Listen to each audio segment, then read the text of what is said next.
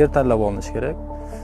Yerda holatidan kelib chiqib, masalan, sizot suv yaqin bo'lishi mumkin, sho'rlangan bo'lishi mumkin. O'shandan kelib chiqib, hayvonotga ulangan ko'chatlar tanlanadi. O'sha yerdan tanlaganimizdan keyin uni kovlash texnologiyasi. Yer kovlanganda birinchi 20-30 sm qatlami alohida olinadi, qolgan 20-30 sm alohida olinadi.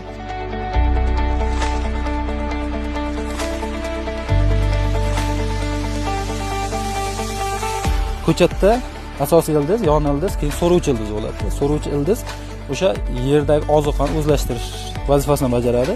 So'ruvchi ildizi pastga tushib ketgani uchun tepadagi oziqaga boy tuproqni pastiga tashlaydi. Keyin bu ikkinchi past qatlamda tepasiga tashlaydi. Yarim pakana payvandakka ulangan olmani Starkrimson sorti. Ekishdan oldin ildiz kesiladi. Zararlangan qismlarni olib tashlaymiz. Mana shu ildiz uchidan kesiladi. Mana zararlangan, o'shaning uchun uzunroq kesib olib tashlayman. So'ruvchi ildiz o'z rivojlanadi, shu yerda oziq olish yaxshilanadi. Endi ekish jarayoni boshlasak ham bo'ladi. O'sha agar chuqurroq bo'lsa, yana turpoq tashlab olamiz. Chunki ekishda e'tibor berish kerak, ulangan joyi tepada qolishi kerak. Agar ulangan joyi, payvand qilingan joyi yer qismi pastda qolib ketsa, sortni o'zi ildiz otishni boshlaydi mana shu yerdan. Payvandda kuchini yo'qotadi-da, u kuchli o'sishni boshlaydi. Teparoq qilib tuproq tashlab olamiz. Mana payvand qilingan tomoni shamol keladigan tomonga qarab turish kerak. Teskari tomonga turib qolsa, shamol kelgan paytda bu sinish ehtimoli kuchliroq bo'ladi. O'shanga alohida e'tibor berish kerak. Ko'chatni chuqur o'rtasiga qo'yamiz. Ildizlari yaxshi oziqalanib rivojlanishi uchun. Ko'chatimiz pastroqda turibdi. Buni ekib bo'lgandan keyin ko'tarib qo'yamiz.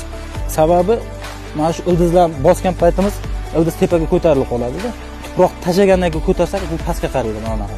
Keyin pastdagi tuproqlar o'zi tushib to'ldirib oladi joyini.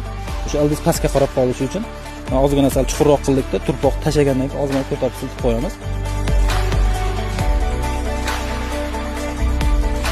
Ekib bo'lganimizdan keyin har qanday holatda ham, qish mavsumida ham, bahor mavsumida ekilganda ham kamida 10 litrdan suv quyilishi kerak.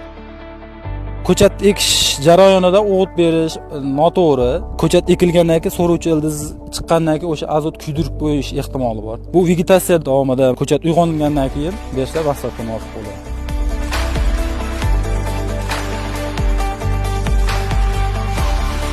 Ko'chat yerga moslashib olgandan keyin bir 2-3 kundan keyin kesilsa maqsadga muvofiq bo'ladi. Olma ko'chatimizni 60-70 santimetrda qoldirib kesish maqsadga muvofiq bo'ladi. E'tibor berish kerak. Mana hozir ikkita shox turibdi. Biz bittasini qoldiramiz, o'sha kaltaroq qilamiz. Ko'chatni qiya qilib kesishimiz kerak. Tekis qilib kesib qo'yadigan bo'lsak, o'sha joyda suv yig'ilib, infeksiya hosil qilib, kasallik zarar ko'radi, zarar yetkazishi mumkin. O'shaning uchun yomg'ir oqib ketishi uchun qiya qilib kesamiz. Ko'chatimizni ekib bo'ldik. Urug'li mevali ko'chatlarimiz ham xuddi